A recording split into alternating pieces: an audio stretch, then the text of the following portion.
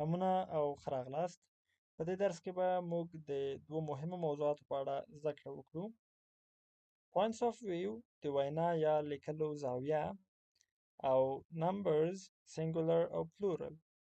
دا دواړه موضوعات د انګلیسي ژبې په سم فهم او سمه لیکنه کې ډېر مهم رول لوبوي. points of view points of view هغه زاویې ته ویل کیږي چې له مخې یو متن یا کیسه لیکل کیږي. هر متن یا وینا له یوې ځانګړې زاویې بیانېږي.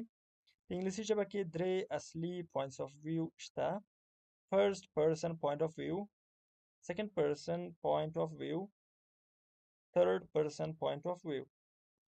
اوس به هر یو جلا تشریح کړو.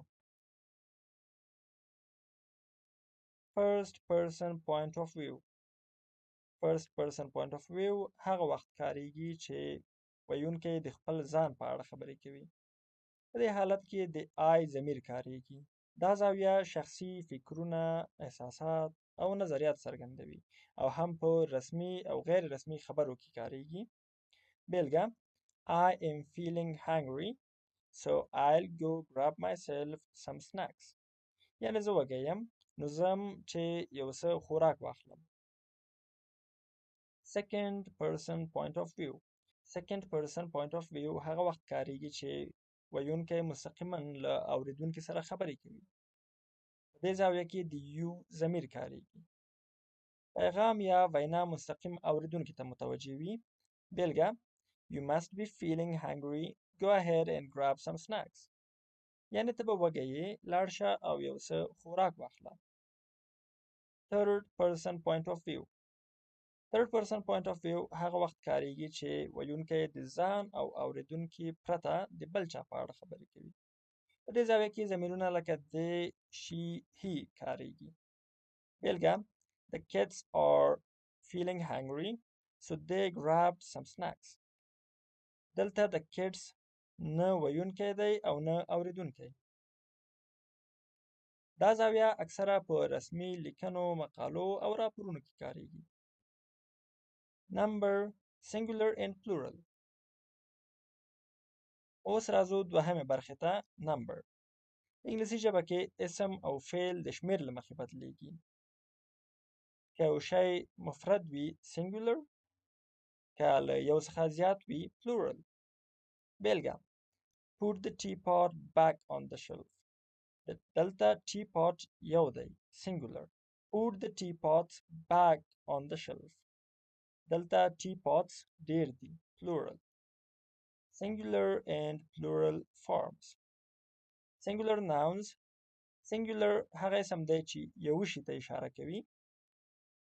بلکې په ډول pen, light, flower, car. اکثره د singular سره is کاریږي. بلګې ګورو: There is an ice cream shop down the road. Is there any soda bottle left? plural nouns plural هغه اسم دی چې له یو څخه زیاتو شیانو ته اشاره کوي. بلکې په ډول pens, lights, flowers, cars. اکثره د plural سره are کاریږي. بلګې: There are several ice cream shops in the market. Are there any soda bottles left? Rules for converting singular forms to plural forms. اوله طریقه د s اضافه کول. دا تر ټولو عامه طریقه ده. بیلګې لکه book singular, books plural. pen singular, pens plural. flower singular, flowers plural. دوهم حالت د es اضافه کول دي. که کلمه په دې تورو ختمه شي s, double s, sh, ch, x, z، نو موږ او تاسې دلته es اضافه کوو. بیلګې وګورئ: glass glasses, dish dishes. استثناء هم لري: quiz quizzes. فقط یو زید اضافه کیږي او es اخلي. دریم حالت هغه نومونه دي چې په f باندې خلاصیږي. ځینې یوازې s اخلي، مثلا chef chefs، cliff cliffs. ځینې نور وي ای اس ته بدلیږي لکه wolf wolves dwarf dwarves. څلورم حالت nouns ending in y.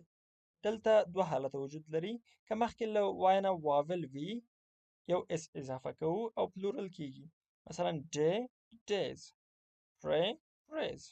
دویم حالت که مخکې له y نه کانسوننت وي بیا y حذف کوو او آی ای اس اضافه کوو لکه candy candies. پنځم حالت هغه اسمونه چې په او باندې خلاصیږي اکثر اوقات ای اس اخلي tomato tomatoes hero heroes.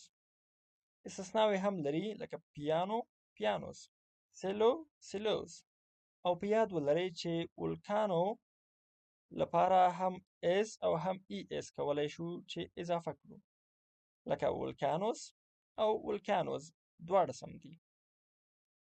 mass and collective nouns.